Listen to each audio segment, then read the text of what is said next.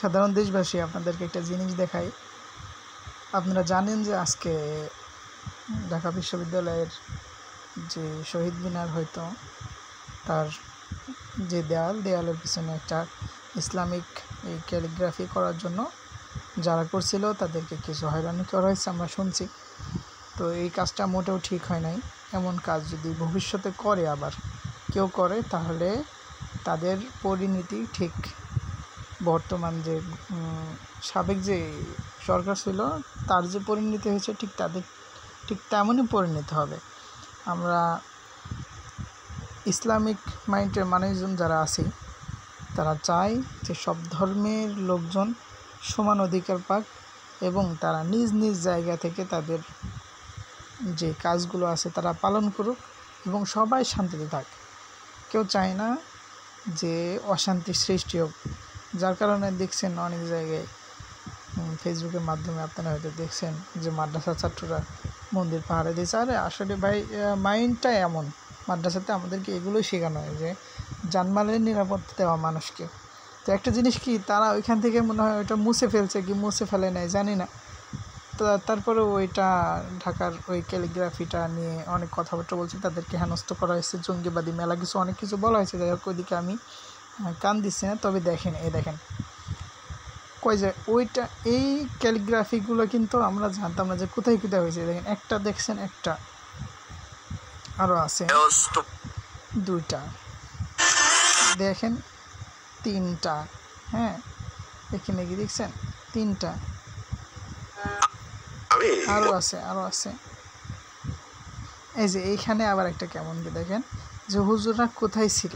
একজন আবার লিখছে যে তাদের বলি হুজুরা শাপলা চত্বরে ছিল, শাপলাই ছিল, ভাস্কর্যই ছিল, মোদি বিরোধী ছিল, বীরদের মিছিলে ছিল, শহীদের কফিনে ছিল, হাসপাতালের বিছানায় ছিল, মেম্বারে ছিল, সোশ্যাল মিডিয়াতে ছিল, মন্দিরেও ছিল, ট্রাফিকে ছিল, কারাগারেও ছিল।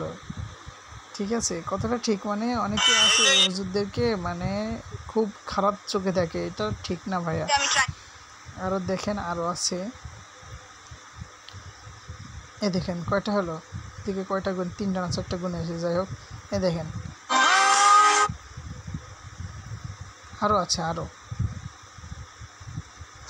এই যে যেমন এখানে দেখেন কুষ্টিয়াতে ক্যালিগ্রাফি করছে। এই যে কুষ্টিয়াতে করছে। আমরা তো বলতে পারতাম যে মূর্তি টুর্তি এগুলো আঁকায় না। এই যে এই দেওয়ালটা কত সুন্দর করছে, আমরা তো তাতে খুশি হয়েছি। আপনারাও খুশি হন না ভাই, আপনারা মুসলমান না হলেও তো আপনাদের খুশি হওয়া উচিত যে একটা দেয়াল সুন্দর হচ্ছে। ঠিক আছে, দেখেন আরও আছে। এগুলো কিন্তু একটা বারবার আসছে না, মানে বিভিন্ন জায়গাটা এই যে একটা এই ভাইরা করছিল যে ঢাকার যে ক্যালিগ্রাফিটা করছিল। দেখেন একটা দিছে কি, আজকের গ্রাফিতি মুছে দেওয়ার পিছনের ঘটনা। আচ্ছা যাই হোক, সবাই জানে, আমি নতুন করে কিছু করতে যাচ্ছি না। এখানে একটা দেখেন যে মাদ্রাসা ছেলেপেলেরা বলে কোথাও ছিল না। এই যে এইগুলো কি তাদের চোখে পড়ে না? এগুলো কিন্তু করা বুঝছেন।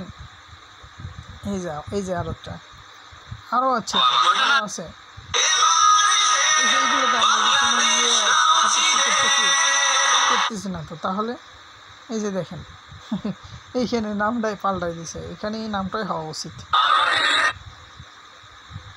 এই যে কত সুন্দর, এটা কুষ্টিয়াতে, আমাদের কুষ্টিয়াতে বড় বাজারে পাওয়ার আগে, মানে বঙ্গবন্ধু মার্কেটের কাজটা হয়েছে, খুব সুন্দর লাগছে।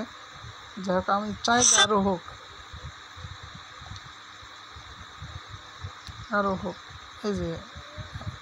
এই যে একটা দেখেন আছে, সব সবার মধ্যে আছে। ঠিক আছে, তবে এই যে আরও দেখছেন কত নিবেন সব জায়গায়। মানে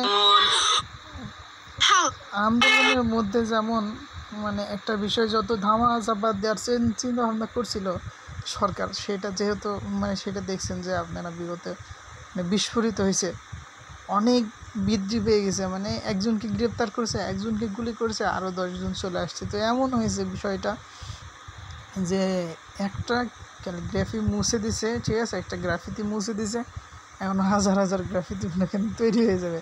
এটা আসলে করাটা ঠিক না। আমরা 10% কাজও করতে পারি নাই। ওই সময় এসে তারা বলে যে বাংলাদেশটাকে আফগানিস্তান বানাবে।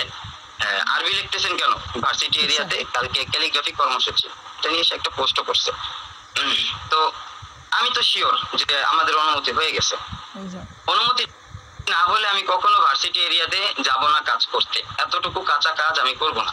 যাই হোক, এই যে আগে দেখছি এই যে এইগুলা নতুন, ঠিক আছে।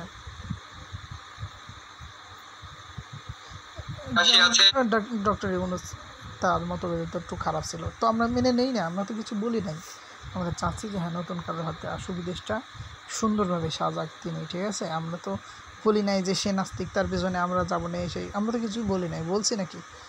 ঠিক আছে, তার বিশ্বাস যেমনই হোক, বাংলার সকল মানুষ যেহেতু চাচ্ছে সে প্রধানমন্ত্রী হবে, বাস আমরা তাদেরকে সম্মান করব, সবাই করবে।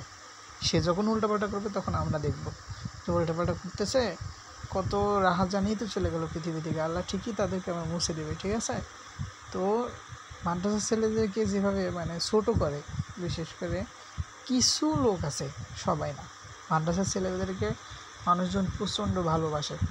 ভালো যদি না বাসতো, এই যে যে বিস্ফোরণটা ঘটছে, ঠিক আছে, মানে এত মানুষের ঢল যে আসছে সরকারের উপর থেকে, মানুষের যে মনটা উঠে গিয়েছিল কখন থেকে, সেই পিলখানা হত্যাকাণ্ড থেকে শুরু করে এই পর্যন্ত যত হত্যাকাণ্ড, মানুষজনের মানে সবার দেখতে দেখতে মানে অসহ্য ধরে গেছিলো, আর কত দেখব, ঠিক আছে। এই কারণেই এত কিছু হয়েছে।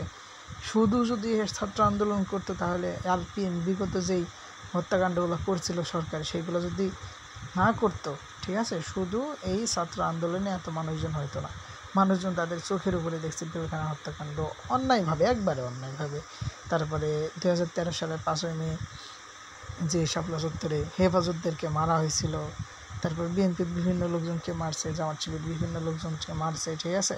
তারপরে নিরীহ মানুষজনকে আরও মারছে। তারপর ছাত্রলীগের চাঁদাবাজি, ঠিক আছে, বিভিন্ন জায়গায় পুলিশের অনিয়ম, বহুত কিছু। তারপরে মোদি বিরোধী আন্দোলন, আরও বহুত কিছু তো দেখছে মানুষ, দেখতে দেখতে মানে অধৈর্য ধরে গেছে। তারপর আরেকটা বিষয় যে বাজার মূল্য বাড়ানো, ঠিক আছে, আর তো অনেক কিছু দেখছে, যার কারণে মানুষের পিঠ দেয়ালে ঠেকে গেছে, তাই মানে অসহ্য হয়ে নেমে গেছিলো রাস্তায়, যে কেউ তো একজন উঠে দাঁড়াক, ছাত্ররা দাঁড়াইছিল, তাদের পিছনে সবাই গেছিলো, ঠিক আছে।